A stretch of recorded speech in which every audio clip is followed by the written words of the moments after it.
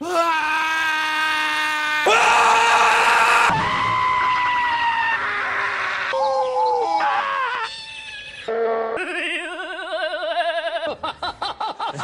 where are my socks? Honey, where are my socks? Honey, where... Daddy, would you like some sausage? Daddy, would you like... Fucker! You fucker! Fucker! Oh! What the f... Hello again everyone, this is Bionic Slime. I'm your online voice for reviews of your choice, and this is another installment of BS Reviews. This time I'll be reviewing the second film in the Dragon Ball Z movie anime series franchise, that is movie number 2, The World's Strongest. And as I said before with the Dead Zone, I'm only reviewing the dubbed version of this film and the Tree of Might. I already explained why in my Dead Zone review, so I'm not going to bother retreading the whole story of explanation of why I'm doing the Ocean dub. I just liked it better for this version of the films. I still favor the Funimation voices over the Ocean dubs, but for the films, I just like these voices better. I feel they go better with the characters and the dialogue. Anywho, Dragon Ball Z World's Strongest is brought to you by Funimation and Pioneer. That's who produced it when the Ocean dub versions came out. It was directed by Daisuke Nishio. The animation director is Minoru Maeda, and its original story is written by Akira Toriyama himself, the creator of Dragon Ball. It stars the dub talent of Peter Kelamis as Goku, Saffron Henderson as Gohan, Lelania Lindbergh as Bulma, Scott McNeil as Piccolo, Terry Claassen as Krillin, and for the new movie characters, Ward Perry as Dr. Willow, and Paul Dobson as Dr. Cochin. The plot of World's Strongest. Gohan and Oolong were just screwing around with the Dragon Ball radar one day, and they discovered that someone was getting together all the Dragon Balls in an Antarctic frozen wasteland called the Zumi Mountains. When they go there to investigate, they discover an old man who has used the Dragon Balls to summon the Eternal Dragon to break a glacier open, revealing a hidden castle that was frozen under there. This old man happens to be Dr. Cochin, assistant to the mad scientist who once lived in that castle, named Dr. Willow. 50 years ago, Dr. Cochin and Dr. Willow were mad scientists who were planning to use their technology and genius to, surprise, surprise, take over the world. But a sudden change in wind pressure caused an avalanche to collapse over both of them, presumably, as far as the world knows, killing them both. But it turns out that Dr. Cochin survived. However, Dr. Willow's body was destroyed in the avalanche, forcing Dr. Cochin to preserve Willow's brain alive and place it in a giant robotic suit-like jar. Now Dr. Willow wants the world's strongest fighter, so he can put his brain inside that person's body, so then he can use the body to take over the world himself personally and get revenge on everyone who ruined his life when he was a human. He kidnaps Bulma and Master Roshi, mistakenly thinking that Master Roshi is still the strongest fighter in the world from 50 years ago, but Bulma slips out that Goku is in fact the strongest fighter in the world, and Dr. Willow calls Goku out for a showdown to take his body, and now Goku must defeat Dr. Willow, his bio-fighters, and rescue his friends. Review of the plot of World's Strongest. Most of the Dragon Ball Z movies, well, I shouldn't say most, okay, all of them pretty much just have Goku and friends fighting against some new random bad guy of the week, sort of like a Monster of the Day thing like they have in Sailor Moon. However, what I liked about this was that you had an ancient enemy who was kind of buried underground, under ice and snow and all that, and that he wanted Goku's body. I mean, it was a guy who had no idea of Goku, who knew he was before, and I kind of liked the idea of having this mad scientist existing so far away, and that they're just waiting for the revenge to come out. I don't know. Something about these bad guys just seemed really cool. It seemed sort of classic mad scientist Frankenstein kind of way, and yet still new age science fiction that worked with the Dragon Ball Z franchise. What I loved best about this film, in terms of its story, was the fact that Dr. Willow just started out as just nothing more than a brain in a jar, and yet he managed to be extremely formidable and difficult to defeat, particularly with his badass designed robot body that he fought Goku with. And I really loved the whole idea of this dark underwater castle. I liked the scenery here. I think it was a neat idea to bring the Z fighters into this Arctic place, since they usually just fight in the mountains, so I think it's kind of repetitive. Review the characters. I'm not going to bother reviewing the Dragon Ball Z characters, the ones we always know, because they always pretty much act the same in, so I'll just pretty much stick with describing the new characters. As I said before, I like Dr. Willow a lot. It's actually spelled Willow, but it's pronounced Willow, so for those of you wondering. I think Dr. Willow is a very unusual character, and I think he's an interesting villain in the sense that he's unlike anything the show really has before. I mean, he's basically a giant car-sized brain inside of a Godzilla-sized robot crab body.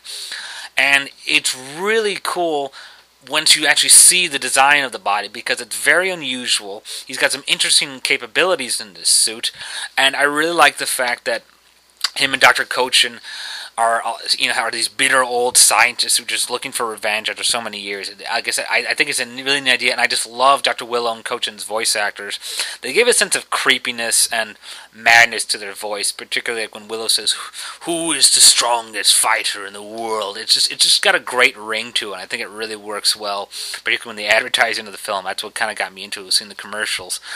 But also what I really think is cool is, as I mentioned, some of the Dragon Ball Z movies have some really cool henchmen. And I think by far, World's Strongest is probably the most bizarre and unique henchman. Dr. Cochin creates these 3 bizarre biofighters. Miku Katsu, who's this oversized, blobby little blowfish-like guy who can he punches guts like jelly.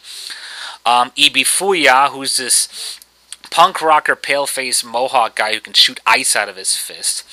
And Kishime, who is this really weird-ass electric eel-like reptilian grasshopper ninja thing creature who just is by far the strangest of the 3. And I think even though that they didn't last as long as some of the other henchmen in other films, I really thought they were excellent in their design.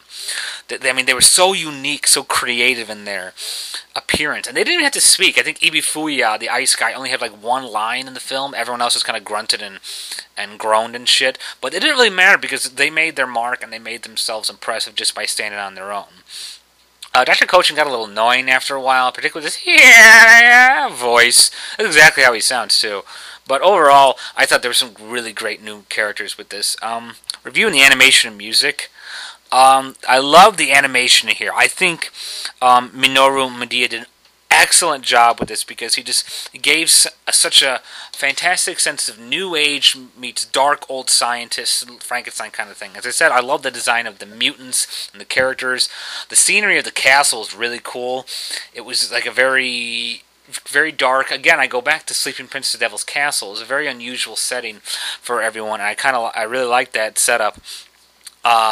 Music was excellent. One of the main reasons why I favor the Ocean dub over the Funimation dub is that it had the original Japanese music in it, and I think it really worked well with these particular Ocean dub voices. I really think it had a great sense of timing, and it just really worked on the epicness of the darkness surrounding, particularly when you first see the castle and you find out about Dr. Cochin's plan to resurrect Dr. Willow. Or the whole kind of hippie-like sequence towards the end when Goku's preparing the spirit bomb to hit with Dr. Willow. I really think the music here was just some excellent stuff. The 3 Ocean dub movies really seemed to make good use of the Japanese music, and I was very impressed with just how that all turned out. This is probably one of my favorite Dragon Ball Z movies of all time, my personal favorites. I don't know if it's the best made, but I do think I would say it's one of my personal favorites of all time. Flaws about the film. I didn't really care for the voice that they chose for Master Roshi, even though this is the Ocean dub. He made him sound a little more old and more feeble, not as funny as he actually was, which is a shame because Master Roshi is actually an impressive character who deserves a lot more respect than he actually gets, but this voice kind of makes him seem a little doofy. One thing I kind of felt was just weird was that whole dinosaur children sleeping Piccolo dream sequence Gohan had. The weird-ass dinosaur sequence he had in Dead Zone when he ate the drunken fruit made more sense. And here, it didn't really feel like it was necessary. It just felt like it was just put in there for the hell of it. Plus, it kind of contradicts the show because it shows Piccolo sacrificing life for Nappa, which is where the movies kind of contradict with the actual show storyline. I already knew that before, but it's like you probably could have avoided that debacle if you had just left that weird-ass song sequence out. It just felt kind of odd. Bottom line, Dragon Ball Z Movie 2 World's Strongest, in my opinion, is my personal favorite out of the 3 films. I still maintain that Dead Zone is probably the best made in terms of overall out of the first 3 films, and even with some of the other remaining films.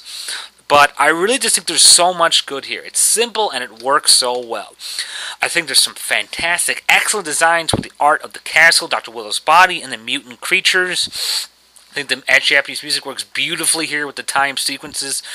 Goku does some kick-ass fight sequences with this Kaioken glow, and I think the animation really brings it out looking beautifully and just top-notch. I love the story of these old bitter scientists, you know, coming back from beyond the grave and coming back for revenge. I really like how this movie flowed together. Thought it was well made, well music.